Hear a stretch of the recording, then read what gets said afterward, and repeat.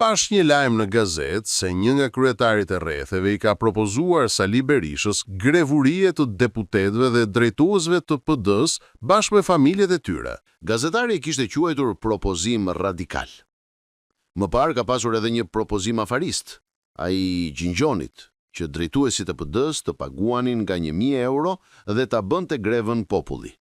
Në një farë mënyre, në kohën e Nizamit këta quheshin bedel, kur dikush shkonte ushtar në vetë të dikujt tjetër kundrejt pagesës.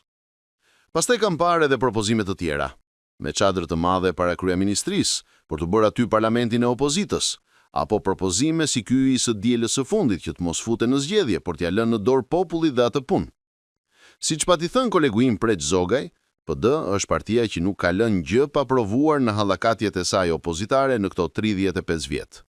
Kanë bërë protesta të mëdha, demonstrata të dhunshme, krye ngritje me armë, bojkote parlamenti, bojkote zgjedhjesh e gjithçka tjetër. Dhe tani një makineri e tërë mendimtarësh po përpiqet se ç'duhet bërë që të mos shuhen fare, që populli t'i dojë, që të duken si parti normale, etj. Është shumë interesante që në gjithë këtë shqetësim kombëtar se çfarë duhet bëj PD-ja, por ja shtojnë vetëm një propozim, vetëm një opsion, vetëm një zgjidhje, e cila mund ta rikthejë PD-n në skenën politike dhe ta bëjë parti normale.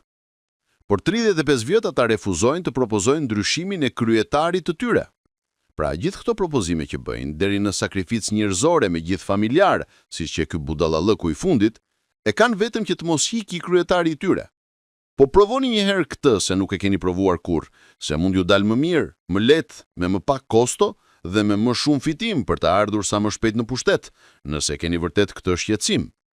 Nëse keni shqetësim si të mbani Sali Berishën kryetar, pastaj propozimi më i mirë më duket kjo greva e uris me gjithë familjar, pasi ashtu sakrificat duket më e plot. Ja vlen të vdisni për të, por mos thoni që po vdisni për PD.